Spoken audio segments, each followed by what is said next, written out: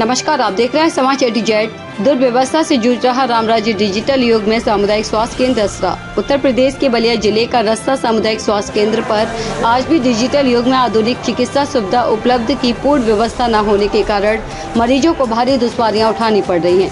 इस स्वास्थ्य केंद्र पर एक तरफ जहां वर्षा में एमडी सर्जन चिकित्सकों की कमी का दंश झेल रहा है, वहीं यहां पर एक्सरे, विविध प्रकार की जांच, सफाई व्यवस्था, आवश्यक दवाओं के नाम पर सिर्फ कोरम ही पूरा किया जाता है।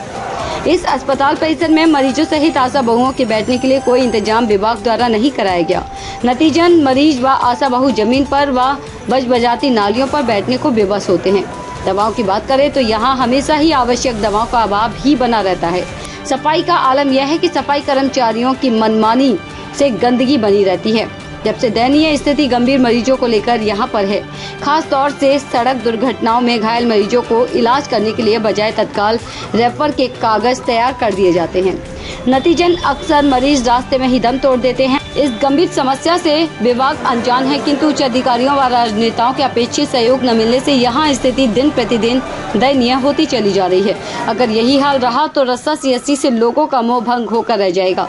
इस पूरी खबर पर संवाददाता पिंटू सिंह ने नवागत अधीक्षक पीसी भारती को ध्यान आकृष्ट कराया और महीने से अधीक्षक है कागजों पर यहाँ की व्यवस्था में कोई बदलाव या सुधार नहीं हुआ। और दीवारों पर आज भी पुराने अधीक्षक का नाम दर्ज है। फिर संवाददाता ने मुख्य चिकित्सा अधिकारी डॉक्टर जितेंद्र पाल से दूरभाष पर संपर्क किया और यहाँ की समस्याओं को अवगत कराया। फिर उसके बाद क्षेत्रीय विधायक उमाशंकर सिंह से दूरभाष पर संपर्क किया। समाज एटीजेड के लिए बलिया से पिंटू सिंह की रिपोर्ट।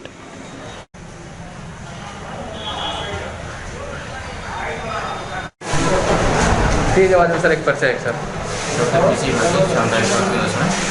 यहाँ एक महीने से आप अधीक्षक के चार्ज पे हैं सर, और यहाँ की व्यवस्थाएं अभी पुरानी ढर रहे पे पधाली पे ये अस्पताल रो रहा है सर। अभी कुछ बदला नहीं है सर। और देखा जाए तो दीवारों पे अभी भी जो है पुराने अधीक्षक का नाम दर्ज है सर। क्या कहना चाहेंगे? अच्छा, देखिए, हम सभी लोग अभी कोरोना में व्यस्त हैं, तो अभी बहुत से काम हम लोग चालू से कर नहीं पा रहे। जल्दी इसको कर लिया जाएगा। नहीं सर, धरातल में कागजों में तो ट्रांसफर हो गया है उनका, हालांकि प्रमोशन भी हो गया है, आप अधीक्षक भी बन गए सर, लेकिन उनका अभी भी नाम दर्ज है और यहाँ पे काफ़ी मरीजों की बैठने की व्यवस्था नहीं है। हालांकि समाचार कई बार इस मुद्दे को उठा चुका है, कई बार मंत्री भी यहाँ आ चुके हैं सर।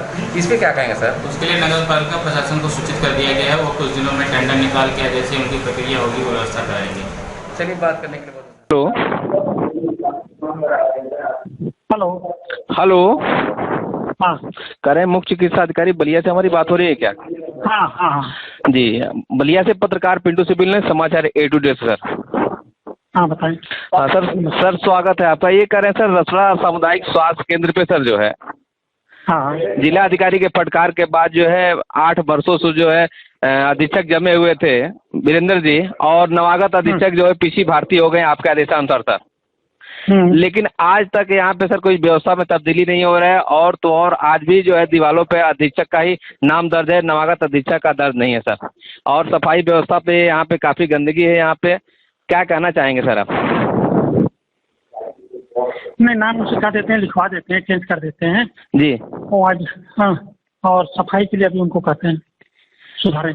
नहीं सर, जनपद का एक महत्वपूर्ण अस्पताल है सर, और 3 जनपदों का प्रतिनिधित्व करता है यहाँ पे। और काफी जो आपके आने के बाद सर लोगों को ये हुआ कि कुछ सुधार होगा, लेकिन कुछ सुधार नहीं हो पा रहा है सर। हाँ नहीं हो जाएगा। तो चक्कर सुधार जैसे कोरोना पीरियड है जी, बड़ी महामारी का समय है, सारा समय यही ले रहा। जी जी जी, काफी समय हम लोगों का ले रहा है। जब से आप सर ज्वाइन किए हैं अभी एक बार भी औचक निरीक्षण नहीं किया यहाँ पे सर? नहीं किए हैं। देखिए, एक बार किए हैं कमिश्नर साहब के आने से पहले जी, 2-3 दिन 4 दिन पहले गए थे रसरा और सराय भारती जी।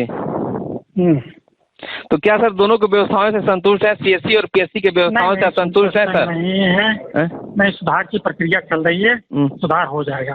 नहीं, एक तरफ जो है प्रदेश के यशस्वी मुख्यमंत्री सर जो है स्वास्थ्य पे जो है पानी की तरफ से पैसा पा रहा है ताकि सबका साथ सबका विकास हो पाए, और आप भी निरंतर चल रहे हैं सर, हर सीएससी पीएससी पे दौड़ लगा रहे हैं। लेकिन ऐसे में जो है रसड़ा सीएससी और पीएससी दोनों की काफी स्थिति जो दयनीय है सर। तो लोगों की प्रतिक्रिया है, लोगों की आपसे चाहते हैं कि आप एक अच्छे अधिकारी हैं, तो क्या सर यहाँ पे सबका साथ सबका विकास देखने को मिलेगा सर? मिलेगा, थोड़ा समय लगता है सुधार में, लगेगा, होगा। कुछ सुधार होगा सर? हाँ होगा। अच्छा, सब बदलेगा, लेकिन थोड़ा टाइम लेता है। रातों रात नहीं बदलता है। अच्छा अच्छा अच्छा, धीरे धीरे। सर 1 महीने से चार्ज लिए हूँ, 1 महीने में नाम तो बदल ही सकता है सर। नहीं, वो तो चार्ज उनको बदल देना चाहिए। अभी देखता हूँ तो फोन कर देता हूँ, आज ही बदलवाएं। अच्छा अच्छा, चलिए सर, दूसरा नाम। चलिए, बात करने के लिए बहुत बहुत धन्यवाद आपका सर। Okay sir. हेलो। हाँ विधायक जी नमस्कार। जी नमस्कार पिंटू जी। समाचार रेडियो से बलिया से पिंटू सिंह बोल रहे हैं सर। जी जी पिंटू जी बताएं। विधायक जी, एक आपके विधानसभा के समस्या है, उसको आपको अवगत कराना चाहते हैं। जी जी। रामराज में भी दुर्व्यवस्थाओं से जूझ रहा है रसरा सामुदायिक स्वास्थ्य केंद्र, क्या कहना चाहेंगे? पिंटू जी देखिए, अभी विगत दिनों जब मैंने इसको असेंबली में नियम 51 के तहत उठाया था, तो जो जवाब आया हमारे पास, उस जवाब में तो आ गया था सीएमओ का कि नहीं, इन डॉक्टरों की जी मेडिकल रूप से पता चला कि नहीं, वो कॉल कागज में किए हैं, अभी यहाँ मौके पर लोग नहीं आए हैं। फिर मैंने उनसे अप्रोच किया तो उनका कहना था कि क्योंकि अभी सब लोग कोरोना में डिस्टर्ब हैं, किसी की ड्यूटी कहीं, किसी की ड्यूटी कहीं, तो हमको भी लगा कि भाई ठीक है भाई, आज तो किसी को भी अगर कुछ नहीं करना हो तो कोरोना तो उसके लिए बहुत ही है, वो भी हेल्थ डिपार्टमेंट के लिए, तो हम उस पर चुप हो गए। लेकिन है तो दिक्कत, क्योंकि यह जिला चिकित्सालय जो हमारा बलिया है, उसके बाद दूसरा सामुदायिक स्वास्थ्य, मतलब जिला चिकित्सालय के बाद दूसरा हॉस्पिटल ये रसना है, तो रसना का सामुदायिक स्वास्थ्य केंद्र है। मैंने इसी बात को इंगित किया था कि यहाँ पे चूंकि गाजीपुर की भी आबादी आती है, इधर कुछ अंतर देवरिया की तरफ की भी आती है जो सलेमपुर पार्ट का है, तो काफी लोग इधर आते जाते हैं। लेकिन अभी है, दिक्कतें तो है। देखा जाए विधायक जी, देखा जाए तो आपने जो है रसरा की समस्या का जो है विधानसभा में भी उठाया था, और वर्षों से यहाँ सामुदायिक केंद्र पर एमडी और सर्जन और जो है महिला चिकित्सक न होने की वजह से काफी यहाँ पे दिक्कत हो रही है। आपने उठाया था, लोग विभाग के द्वारा कागज में कर भी देखे थे, लेकिन अभी कोरोना काल को देखते हुए जो है अभी धरातल पर कोई आज तक नहीं आया है। विधायक जी ये कहना चाहेंगे कि अस्पताल परिसर में आशा बहुओं और मरीजों को बैठने के लिए कोई व्यवस्था नहीं है, यहाँ तक कि कई मंत्री यहाँ पे दौरा कर गए, लेकिन आज तक जो है कोई केवल कोरा आश्वासन मिला है, आज तक धरातल पे कोई काम नहीं हुआ है, इससे क्या कहना चाहेंगे? देखिए बिंदु जी, हम तो ग्राउंड पे काम करने वाले व्यक्ति हैं जी, और अगर कोई दौरा करता है तो अपना दूसरा राजनीतिक दौरा हो सकता है, लेकिन मैं आपको भरोसा दिलाता हूं कि जो वहाँ पे जो आपने समस्या उठाया है कि आपका लोगों को बैठने के लिए या उनके लिए, मतलब जो मरीज के जो उनके साथ आते हैं, जिसको चमकदार कहते हैं, चमकदार उनके लिए, तो मैं आपको भरोसा दिलाता हूँ कि अभी जैसे हमारी निधि मिलेगी, अभी इस बार की तो निधि गवर्नमेंट पूरी होल्ड कर ली है कोरोना के लिए, और हमारी निधि में फिर भी अगर कुछ बचता है, यह आपकी समस्या को मैं निदान कराऊंगा। वो आपके हॉस्पिटल का जो उस तरह से है, जो कई जगहों पे मैं भी देखा था पानी होने लगा है जी, और वहाँ पे ये न तो हॉस्पिटल के अंदर की इंटर लाके और ये बैठने के लिए एक सेट, एक या दो, जितना जो भी आवश्यकता होगी उसको मैं कराऊंगा। जी जी। विधायक जी लास्ट क्वेश्चन कहना चाहेंगे, जिस तरीके से विधायक जी ये रसरा बलिया मार्ग पे आए दिन दुर्घटना होती है, क्योंकि बलिया लखनऊ राजधानी का मुख्य मार्ग है, इसलिए आए दिन दुर्घटना होती है। सड़क दुर्घटनाओं में घायल मरीजों को इलाज के बजाय तुरंत रेफर कागज तैयार कर देते हैं लोग, और नतीजे अक्सर मरीज जो है रास्ते में दम तोड़ते हैं। एक उदाहरण के तौर पर पेश करना चाहेंगे कि जिसमें अभी पूर्व स्वास्थ्य मंत्री के भतीजे जो है पिछले दिनों जो है अगस्त महीने में आए थे, इलाज के दौरान उनको ऑक्सीजन नहीं मिला था, ऑक्सीजन के दौरान उनके रास्ते में मौत हो गई। बहरहाल उसकी कोई प्रक्रिया नहीं है, लेकिन मेन जो है सड़क दुर्घटनाओं में जो है इलाज के दौरान जो है तुरंत रेफर कागज तैयार है, इससे क्या कहना चाहेंगे विधायक जी?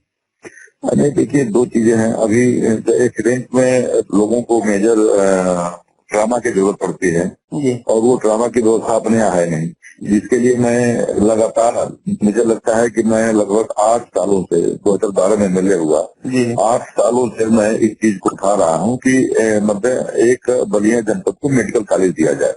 लेकिन कहीं न कहीं मैं देख रहा था कि जिसे इसके लिए भी बलिया हमारा मतलब राजनीतिक शिकार हुआ। भाई उधर आप देखिए, एक बार मेडिकल कॉलेज यहाँ गाजीपुर में हो गया, मैंने तर्क दिया कि हमने कहा कि गाजीपुर को रोक नहीं रहा, हमने कहा गाजीपुर को आप बाद में भी दे सकते थे, इसलिए गाजीपुर से नजदीक बनारस है, यहाँ पे सारी स्वास्थ्य की अच्छी सुविधाएं हैं, लेकिन नहीं हुआ, इसलिए वहाँ के भाई कोई लीडरशिप में कोई एक तरफ से अपने खींच ले गए।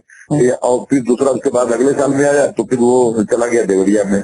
मैंने कहा कि भाई गोरखपुर में एम्स से लेकर के कई मेडिकल कॉलेज हैं, गवर्नमेंट से लेकर प्राइवेट, तो कुछ देवरिया का भी काम मैंने बहुत नहीं है, लेकिन अब वहाँ के एक पॉलिटिकल थे, उनको ऑर्गेनाइज करना था तो वहाँ लेके चले गए। तो निश्चित रूप से मैंने सरकार से ये कहा था कि देखिए इसका एक आप क्राइटेरिया बनाइए, और ये क्राइटेरिया बनाएंगे कि किस पार्टी की सरकार है, उसका कौन नेता कहाँ मजबूत है, उस हिसाब से हम मेडिकल कॉलेज बांटेंगे। ये मैंने आम जनता के हित में नहीं है। मैंने कहा कि बलिया की चूंकि जो भौगोलिक आबादी है, जो भौगोलिक क्षेत्र है, उससे आप देखिए पूरी तरह से बिहार से जुड़ा है, तो चारों तरफ से लोग उस मेडिकल कॉलेज से ज्यादा लोगों को लाभ होता।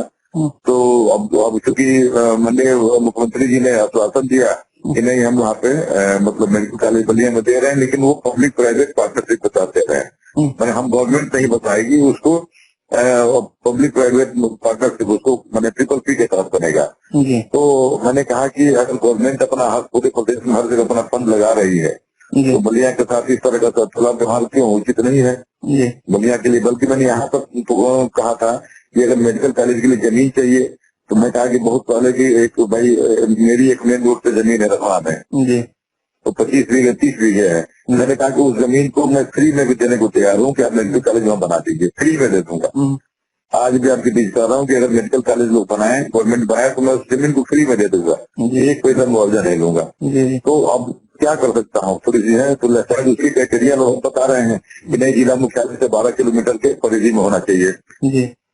वो भी मैंने कहा कोई बात नहीं, तो मिल जाए हमारे जिले के मिल जाए तो हम तो भी कोई दिक्कत नहीं। हमको ये नहीं लगता है कि नहीं मैंने हम अपने जिले के लिए कि भाई हमारे जिले में एक तो मेडिकल कॉलेज होना चाहिए ताकि कहीं से कोई केसेज। और देखिए हुआ क्या होता क्या है, सबसे बड़ी बात है कि देखिए डॉक्टर साहब लोग जो है वो रेफर पे ज्यादा भरोसा करते हैं। रेफर में बताते भी हैं कि आप चले जाइए फलाने जगह और इस बीच प्राइवेट हॉस्पिटल में, ये भी बताते यहाँ तक बताते हैं। एम्बुलेंस वाले को बुला के बता देते हैं कि लेकर वहाँ चले जाओ। वो मैं कहता है कि आप भाई एम्बुलेंस वाला को सीधा कहिए कि आप लेके जाओ PHC जाओ, ट्रामा सेंटर जाओ। लेकिन अब समझ रहे हैं अभी सब खेल है, अब वो सबका बधा हुआ है।